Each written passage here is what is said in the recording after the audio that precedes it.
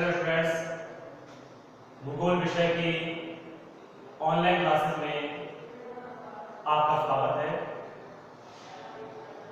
पिछली वीडियो में हम संसाधनों से संबंधित बातों पर चर्चा कर रहे थे और हमने संसाधनों के परिचय के साथ इसके प्रकारों को जाना। हमने देखा कि प्रकृति द्वारा प्रदत्त वे सभी वस्तुएं, वे सभी पदार्थ जो मानव की आवश्यकताओं को पूरा कर रहे हैं, संसाधन कहलाते हैं। कोई भी पदार्थ तब तक संसाधन नहीं बन सकता जब तक मानव उसका उपयोग नहीं करे। प्राचीन समय में मानव था, प्रकृति थी, पदार्थ थे, सब कुछ था, लेकिन संसाधन नहीं, क्योंकि मानव के पास तकनीकी ज्ञान नहीं था। मानव के पास उन साधनों को उपयोग करने की नॉलेज नहीं थी। उसे नहीं पता था कि वह उनका उपयोग किस तरीके से करे। लेकिन समय बीता और समय बीतने के साथ साथ जब मानव में तकनीकी ज्ञान आया, समझ विकसित हुई, मानव विकसित अवस्था में आया और मानव ने उन साधनों का उपयोग करना शुरू कर दिया। नए नए तरीके अपनाए, उन वस्तुओं को नए नए स्वरूपों में बदल कर रख दिया। परिणाम यह निकला कि जिन तत्वों के बारे में मानव पहले जानता भी नहीं था, आज उनके अधिकाधिक उपयोग के कारण वो पदार्थ नष्ट होने की कगार पर आ चुके हैं, समाप्त होते चले जा रहे हैं। और कुछ संसाधन तो ऐसी स्थिति में आ गए कि अगर उन्हें संरक्षित नहीं किया गया, अगर उन्हें सुरक्षित नहीं किया गया, तो वो दिन दूर नहीं जब ये तत्व संसाधन हमारी पृथ्वी से पूरी तरह नष्ट हो जाएंगे। आवश्यकता है संसाधन के संरक्षण, लेकिन पिछले वीडियो में हमने इस बारे में देखा कि संसाधन संरक्षण के मामले में, संसाधन संरक्षण के रास्ते में कई समस्याएं आ रही हैं, कई बाधाएं जन्म ले रही हैं। और उन्हीं बाधाओं में से एक प्रमुख बाधा हमने देखी थी और वो थी जनसंख्या वृद्धि। जैसा मैंने आपको बताया कि हमारे देश की अगर हम बात करें तो जनसंख्या वृद्धि नहीं, अपितु जनसंख्या विस्फोट हो रहा है, जिसके तहत प्रकृति पर बेवजह अत्यधिक भार बन रहा है, दबाव बन रहा है। हमारी प्रकृति प्रेशर में आ चुकी है, दबाव में आ चुकी है। परिणाम यह निकल रहा है कि प्राकृतिक तत्व असंतुलित हो गए। आवश्यकता है संसाधन संरक्षण किया जाए।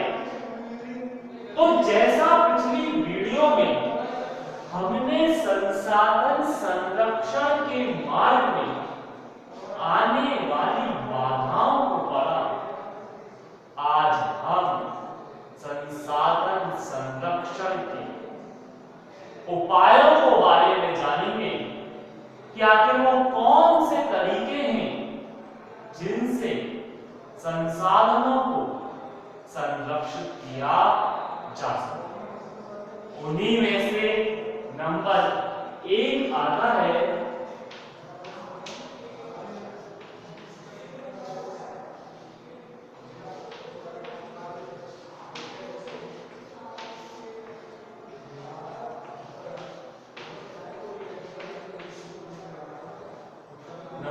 एक जनसंख्या वृद्धि पर नियम। जनसंख्या वृद्धि अपने आप में कोई समस्या नहीं है। देखा जाए तो जनसंख्या वृद्धि अपने आप में कोई समस्या नहीं है, लेकिन जनसंख्या वृद्धि कई समस्याओं की जड़ है। जनसंख्या वृद्धि के कारण कई समस्याएं उत्पन्न होती हैं और उन्हीं समस्याओं में से एक समस्या संसाधनों के नष्ट होने की है। जितनी ज्यादा जनसंख्या होगी, संसाधनों का उपयोग भी उतना ही अधिक होगा। जब उपयोग अधिक होगा तो निष्कासन भी अधिक होगा। ऐसे में प्राकृतिक तत्व जिनके पुनर्भरण की दर धीमी है, उस पुनर्भरण की दर धीमी होने के कारण संसाधन समाप्त हो रहे हैं। आवश्यकता है जनसंख्या वृद्धि पर रोक लगाई जाए ताकि धरातल से समाप्त हो रहे संसाधनों को बचाया जा सके। वही नंबर 2 आते हैं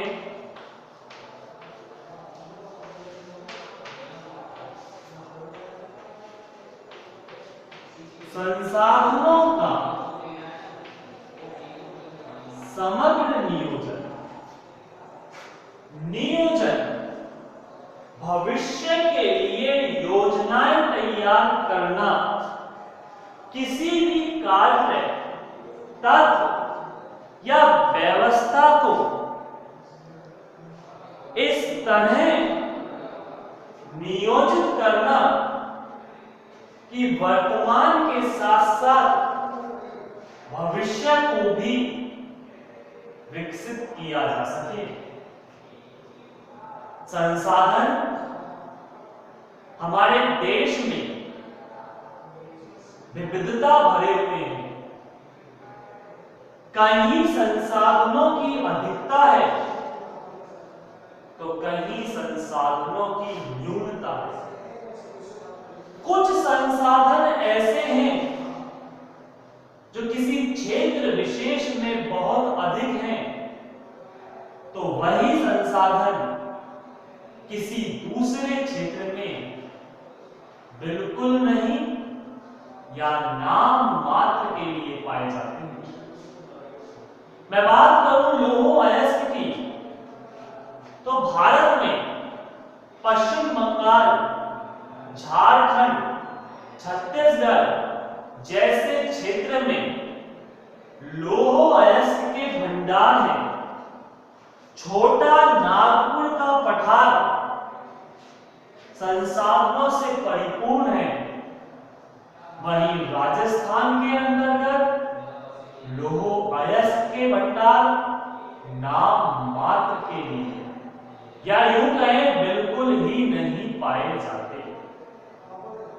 तो ऐसे में वे क्षेत्र जहां संसाधन नहीं पाए जाते, वहां संसाधनों को पहुंचाया जाए उन क्षेत्रों से जहां संसाधनों की अधिकता है। तो कहने का आशय, संसाधनों का समग्र नियोजन किया जाए, इस तरह इनका वितरण किया जाए कि संसाधनों की पहुंच प्रत्येक व्यक्ति तक हो सके, प्रत्येक व्यक्ति को संसाधनों की प्राप्ति हो सके। इसके अतिरिक्त गैर परंपरागत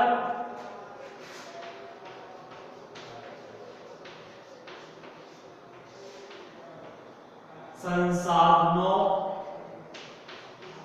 का उपयोग किया जाए। गैर परंपरागत संसाधन जैसे सौर ऊर्जा, पवन ऊर्जा, जिनका इस्तेमाल करना हमने अभी कुछ समय पहले ही शुरू किया है, और ये संसाधन प्रकृति में असीमित है, तो कोयला, पेट्रोल जैसे संसाधनों के इस्तेमाल पर रोक लगे ताकि इनका पुनर्भरण हो सके, ताकि जितने ये समाप्त हो रहे हैं ये पुनः प्रकृति के अंतर्गत उत्पन्न हो सके, क्योंकि इनके पुनर्भरण का समय काफी लंबा है। लाखों वर्ष लग जाते हैं इनके निर्माण में, लेकिन निष्कासन कुछ पल में ही कर लिया जाता है। तो ऐसे में कोयला, पेट्रोल जैसे संसाधनों के स्थान पर गैर परंपरागत साधन जैसे सौर ऊर्जा, पवन ऊर्जा का इस्तेमाल किया जाए, जिससे न सिर्फ संसाधनों की बचत होगी, अपितु पर्यावरण भी प्रदूषित होने से बचेगा। तो संसाधन संरक्षण के उपायों में गैर परंपरागत संसाधनों का उपयोग किया जाए। इसके अलावा पुनः चक्रण किया जाए। पुनः चक्रण मतलब रिसाइकल, 3R का सिद्धांत अपनाया जाए। 3R, recycle, reduce and reuse. Recycle, reduce और रीयूज। रीयूज मतलब पुनः उपयोग, रिड्यूस मतलब कम उपयोग, और रिसाइकल मतलब पुनः चक्रण। इस्तेमाल किए गए संसाधनों का पुनः इस्तेमाल किया जाए, उन्हें व्यर्थ नहीं बहाया जाए, उन्हें व्यर्थ नष्ट नहीं होने दिया जाए। जैसे एग्जाम्पल, घर में सब्जी धुला हुआ पानी, जिस पानी में हम सब्जी धोते हैं, मोस्टली ये करते हैं कि उस पानी को सिंक में बहा दिया जाता है। आवश्यकता है उस पानी को वनस्पतियों में, पेड़ पौधों में डाला जाए, जिससे न सिर्फ पानी की बचत होगी, अपितु वनस्पति का भी विकास होगा। तो ऐसे छोटे छोटे उपाय करके भी हम भारी मात्रा में संसाधनों की बचत कर सकते हैं। तो संसाधन संरक्षण के उपायों के अंतर्गत पुनः चक्रण किया जाए। इसके अतिरिक्त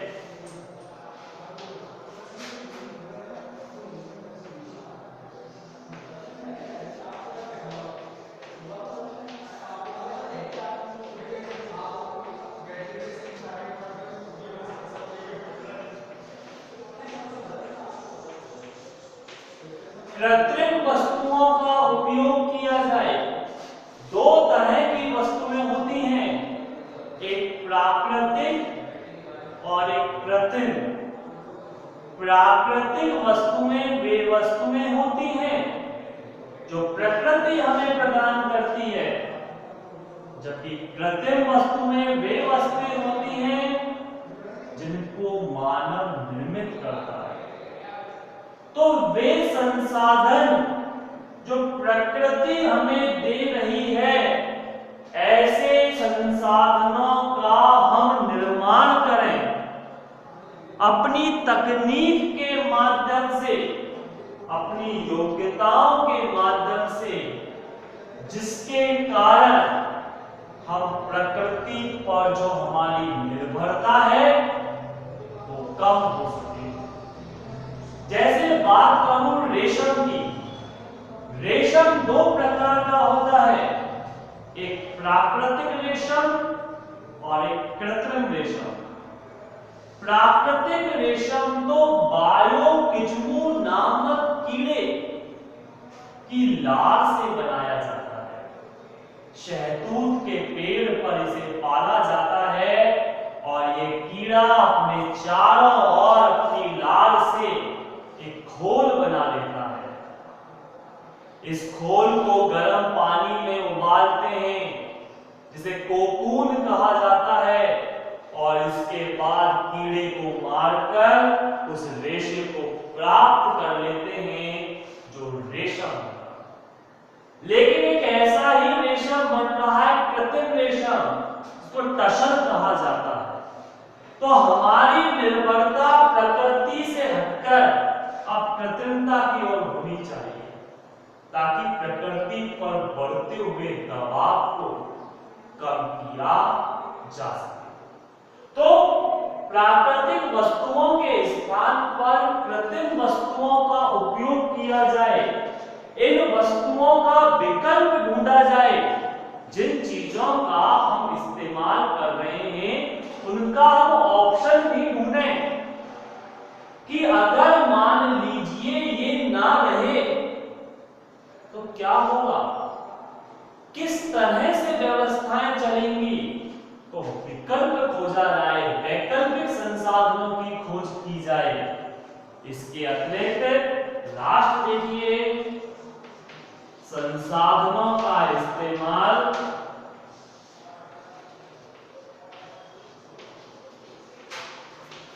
प्राथमिकता के आधार पर किया जाए। जिस वस्तु की आवश्यकता ज्यादा है उपयोग उसी का करें। अगर आवश्यकता नहीं है, हम ये सोचें, ये देखकर चलें कि इसका उपयोग अगर नहीं करेंगे तो क्या होगा। क्या हमारी व्यवस्थाएं संचालित हो सकती हैं? क्या जरूरी है संसाधनों का इनका उपयोग करना? क्या हम इसकी बचत कर सकते हैं? यदि ऐसा कोई विकल्प मिलता है, यानी अगर हमें आवश्यकता महसूस नहीं होती है, तो हम संसाधनों को बचा सकते हैं। क्योंकि कहा जाता है आज की बचत कल की कमाई है। यदि आज बचाकर रखेंगे तो मुसीबत के समय वह हमारे काम आएगा। अगर संसाधनों को हम आज संरक्षित करते हैं तो कहीं ना कहीं लाभ आगे भविष्य में मानव को ही प्राप्त होगा। तो बढ़ते हुए समय के अनुसार आज जो संसाधनों में कमी आ रही है उसके लिए हमें प्रयास करना चाहिए कि संसाधनों को बचाया जाए, इनका संरक्षण किया जाए, ताकि संसाधनों को भविष्य के लिए सुरक्षित रखा जा सके। आज के लिए इतना ही काफी है। संसाधन संरक्षण के उपायों के साथ ही यहां इस अध्याय की समाप्ति होती है। हम ऑनलाइन सफर के दौरान हमारे भूगोल विषय के 15 अध्यायों की चर्चा कर चुके हैं। समय दर समय आगामी वीडियो में अध्याय 16 की चर्चा की जाएगी। पाठ्यक्रम निकलता चला जा रहा है। आवश्यकता है आप समय के अनुसार पढ़ाई जारी रखें, ताकि भविष्य में किसी भी तरह की परेशानी का सामना आपको न करना पड़े। आज के लिए इतना ही काफी है। आगामी वीडियो में हम आगामी लेसन की जानकारी प्राप्त करेंगे। तब तक के लिए